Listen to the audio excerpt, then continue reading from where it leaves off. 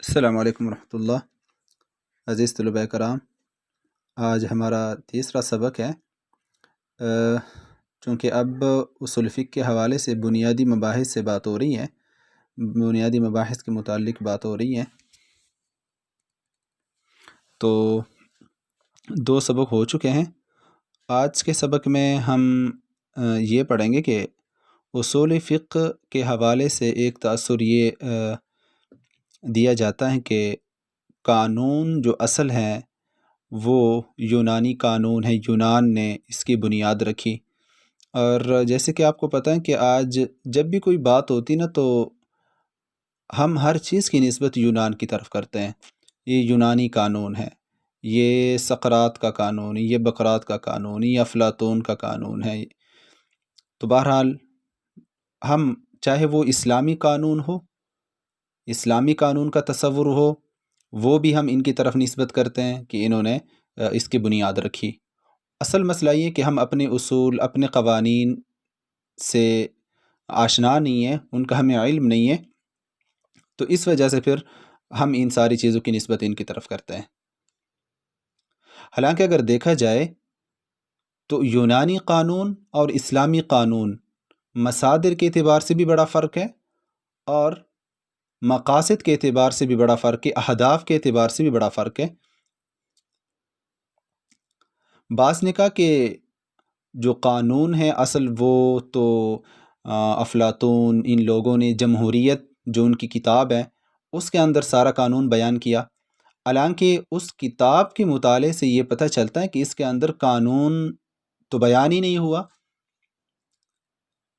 اس کتاب کے اندر انہوں نے سارا زور عمرانیات، قدیم روایات، افسانوی روایات، ان چیزوں پہ زیادہ زور دیا، لیکن مطالعہ نہ کرنے کی وجہ سے ہمیں ان باتوں کا پتہ نہیں چلتا۔ اب ہم آتے ہیں اس طرف کہ اسلامی قانون اور یونانی قانون، مغربی قانون، ان میں کن چیزوں میں فرق ہے۔ سب سے پہلے تو یہ ہے کہ مصادر کے اعتبار سے مغربی قانون، یونانی قانون، اس قانون کے مصادر 2 مصادر ہیں، ایک قدیم رواجات، قدیم روایات۔ اس قانون کی بنیاد اس بات پر ہے کہ قدیم روایات کو، قدیم باتوں کو، ان رواجات کو وہ پیش کرتے ہیں اور قانون کی شکل دے دیتے ہیں، آباء و اجداد کی قصوں کو بیان کرتے ہیں اور اس کو قانون کی شکل دے دیتے ہیں۔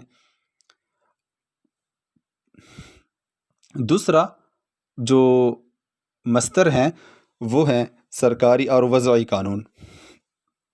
جو حکومتی قانون، سرکاری قانون ہے، تو مغربی تصور قانون کے مصادر، مغربی قانون کے جو مصادر وہ یہ 2 ہیں، قدیم قدیم روایات، اور دوسرا قانون وضعی، سرکاری قانون۔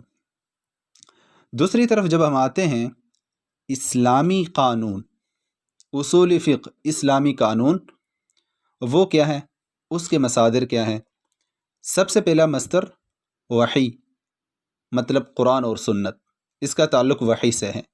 دوسرا مصدر عقل انسانی یعنی اجتہاد۔ تو جو اسلامی قانون ہے اس قانون کی بنیاد 2 باتوں پر ہے، وحی اور اجتہاد۔ اسلامی قانون میں جو ایک بڑی خوبی پائی جاتی ہے وہ یہ کہ اسلامی قانون اصولی فقہ کا تعلق اصول تعبیر سے ہے، علم الدلالات کے ساتھ ہے۔ علم الدلالات، اصول التعبیر، یہ کیا چیز ہے؟ ہم جب قرآن سے کسی حکم کا استنباط کرتے ہیں تو ہم علم الدلالات استعمال کرتے ہیں، اصول التعبیر استعمال کرتے ہیں۔ قرآن سے کوئی حکم کس طرح استنباط ہم کر سکتے ہیں، کس طرح ایک حکم مستنبط ہوگا، اس کے لیے کون سے قوانین ہم استعمال کریں گے، دلالت النص استعمال کریں گے، اشارت النص استعمال کریں گے، اقتضاء النص، ان قوانین کا نام اسلامی قانون، اصول فقہ ہے۔ اس کی برعکس جو مغربی تصور قانون ہے اس کے اندر یہ چیزیں نہیں ہیں، اس کے اندر قدیم رواجات، اس کے اندر سرکاری قوانین، اس کے اندر عمرانیات، ان چیزوں پہ زیادہ زور دیا گیا ہے۔ تو یہ جو کہا جاتا ہے کہ جدید قانون، چاہے وہ اسلامی قانون یا ہم ہر چیز کی نسبت ان کی طرف کرتے ہیں، تو بہرحال ان کے اپنے قوانین ہیں، وضعی قوانین ہیں، ان کا موازنہ اسلامی قانون کے ساتھ نہیں کیا جا سکتا، اس لیے کہ ان دونوں کے اندر اہداف کا بھی فرق ہے، اور ان دونوں میں مقاصد، ان دونوں میں مصادر کا بھی بڑا فرق ہے۔ تو مزید انشاءاللہ دروس کا سلسلہ چلتا رہے گا، اس میں انشاءاللہ پھر ہم یہ کچھ بنیادی دروس ہیں، اس کے بعد پھر عام خاص سے ہم شروع کریں گے، عام خاص کا اجرا بھی ہوگا، اور انشاءاللہ آپ کوشش کریں، ان سے استفادہ کریں، اور دعا بھی فرمائیے، اللہ تعالیٰ استقامت کی توفیق عطا فرمائے۔ جزاکم اللہ۔